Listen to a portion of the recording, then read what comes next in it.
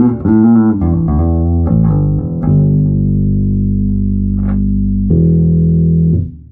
amiguitos de Pulsus, queremos invitarlos a que conozcan este Mark Bass que está en la sala 1 y pues en esta ocasión vamos a enseñarles a usarlo para que le saquen el máximo jugo.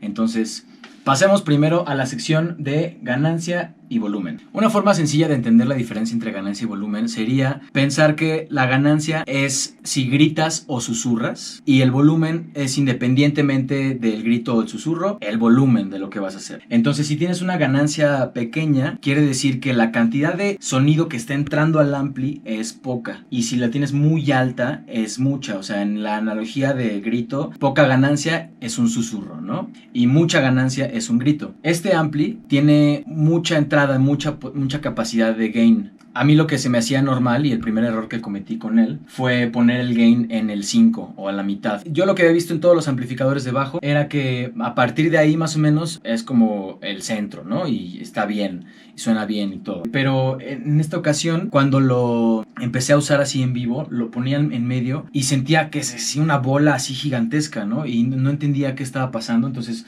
me ecualizaba diferente y solo sonaba raro, pero bola. O sea, estaba muy incómodo todo el show.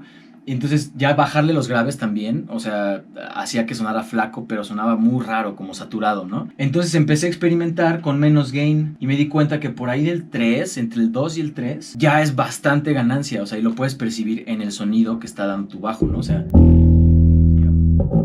digamos independientemente del volumen, ¿no? Se escuchan, por ejemplo, tus dedos, ¿no? Entonces eso quiere decir que está mandando bastante señal. Si lo pones más grande, se hace una bola, ¿no? Y ahí está bajito el volumen. Entonces lo que quieres hacer, quieres lograr, es poner una ganancia que esté consistente, digamos, en este bajo, pues en este ampli es poca la ganancia. Y de ahí para el volumen, o sea, hacia arriba, lo que necesites para que no te cubra el bataco. Algo importante que hay que considerar es que este ampli y el de la sala 2 son de 500 watts porque, al menos en lo que yo he podido experimentar, menos de 500 watts no compite con la batería. Es decir, he tenido amplis de 300 watts. Sí pueden sonar al nivel de la batería, pero tienes que poner esto altísimo. O sea, tanto el gain como el volumen tienen que estar súper alto para que compitan con la batería. Entonces, si estás tocando seguido, si estás ensayando seguido y todo, el ampli se te chinga porque estás usándolo al 80% de su capacidad cada vez que lo usas. En cambio, en este ampli que es de 500 watts o en algún ampli de 500 watts, puedes usar el ampli a un 50-40% de su capacidad y ya está compitiendo con la batería. Pues duran muchísimo más las partes, dura muchísimo más todo el ampli y suena mucho mejor también, porque hay un fenómeno que sucede justo con esto de la ganancia y el volumen, que es que quieres tocar algo bajito, pero no se distingue porque ya todo lo demás está muy fuerte. Entonces por eso quieres un ampli de 500 watts. Bueno, digamos, si vas a tocar con un baterista, ¿no? Te súper conviene un ampli que compita con el sonido de un tarolazo así, ¡pah!, con rimshot. Es un sonido muy fuerte.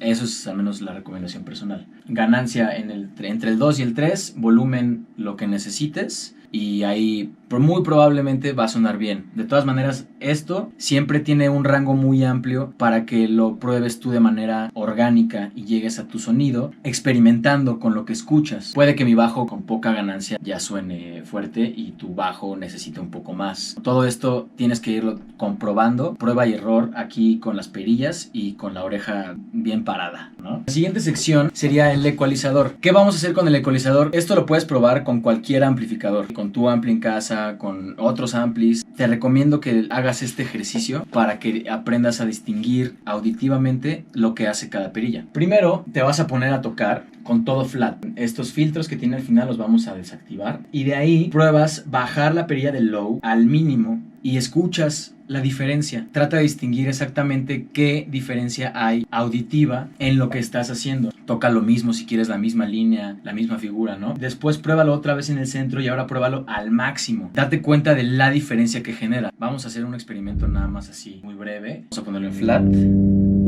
Toco una nota. Ahí le bajé.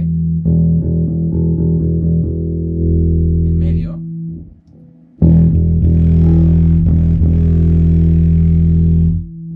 esto ya lo van a poder experimentar aquí con el ampli o en sus casas. Vas a hacer lo mismo exactamente con mid low. Pequeño experimento.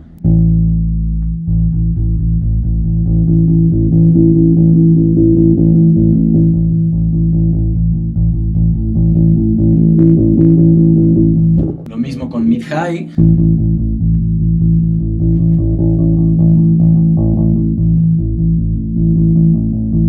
Lo mismo con high.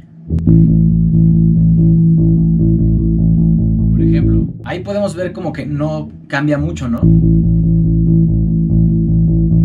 Las frecuencias agudas en el ampli de bajo, podríamos pensar, ¿por qué hay frecuencias agudas en un ampli de bajo? ¿No? Si es la frecuencia grave lo que queremos acentuar. Las frecuencias agudas en un ampli de bajo en realidad están reproduciendo los armónicos. O sea, cada nota base tiene una réplica, como un terremoto. Tiene unas pequeñas réplicas de frecuencias que se activan y vibran junto con la frecuencia principal. Por ejemplo, oficialmente así suena un armónico.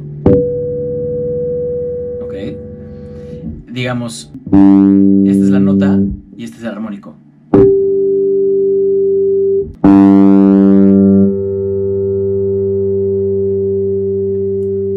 Ahí se quedó. Toqué la nota y de ahí como que la muteé tantito y se quedó solamente flotando el armónico. Lo que está manipulando esta perilla de high son los armónicos. En tu bajo debes de tener una perilla de tono o perilla de agudos. Ahorita pudimos notar como que no hacía mucha diferencia. Ahora hagamos este ejercicio. Puse el tono en el máximo y voy a rascar la cuerda.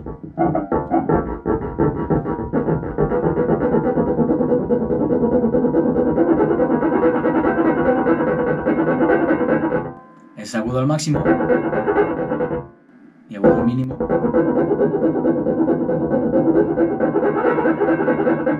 Entonces veamos qué diferencia hace, por ejemplo, al mínimo, slap. Al máximo, con plumilla. Ahora en el máximo.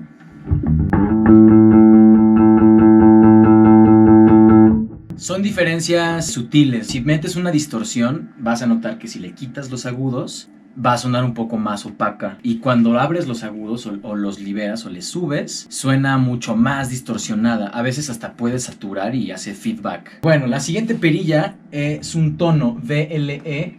Me parece que en el instructivo dice vintage.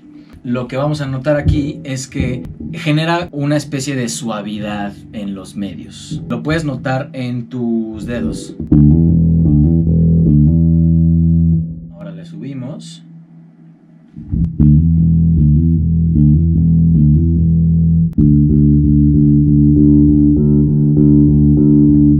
Ahí se nota mucho más el ataque. Aquí está desactivado el filtro. Lo vamos activando poco a poco.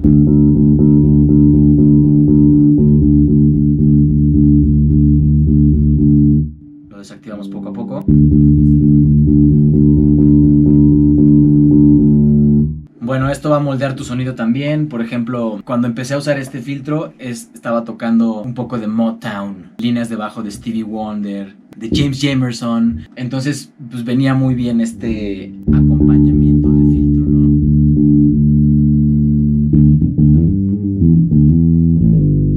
Y por último, hace un efecto que llaman en algunos amplis de bajo scoop. Este efecto lo que hace es reduce un poco el nivel de medios y medios graves y acentúa o le sube a los graves y a los agudos. Esto para el bajo implica que el ataque en sí, o sea los dedos por ejemplo, van a sonar un poco menos, pero va a sonar mucho más como gordo y a la vez brilloso. Por ejemplo, para slapear te sirve mucho. Ya no se escucha el madrazote que le estás metiendo así, ¿no? Pero se escucha la bola de la nota y se escuchan los agudos que quieres que brillen. Abrimos el tono para que se escuchen los agudos.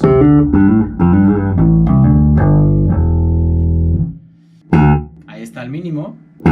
Y lo vamos subiendo poco a poco.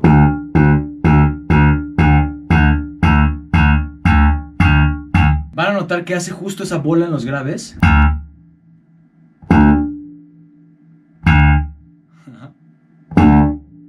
Entonces, para ecualizar el bajo a tu gusto, tienes que probar la combinación de todas estas. Decides más o menos en qué punto de graves, más o menos en qué punto de medios, de mid-low, de mid-high en qué punto y de high en qué punto. Tú decides qué tanto quieres que brille y qué tanta bola quieres que se haga. Y así es como vas poco a poco pues definiendo tu sonido. Es de preferencia y por eso es que los amplis tienen un rango tan amplio. Puede que de verdad quieras un montón de graves y pues el ampli te lo va a dar. Y de verdad quieres muy poquitos graves y el ampli también te lo va a dar. Pues experiméntalo, escúchalo, prueba perillas hacia arriba y hacia abajo mientras tocas. Disfrútalo.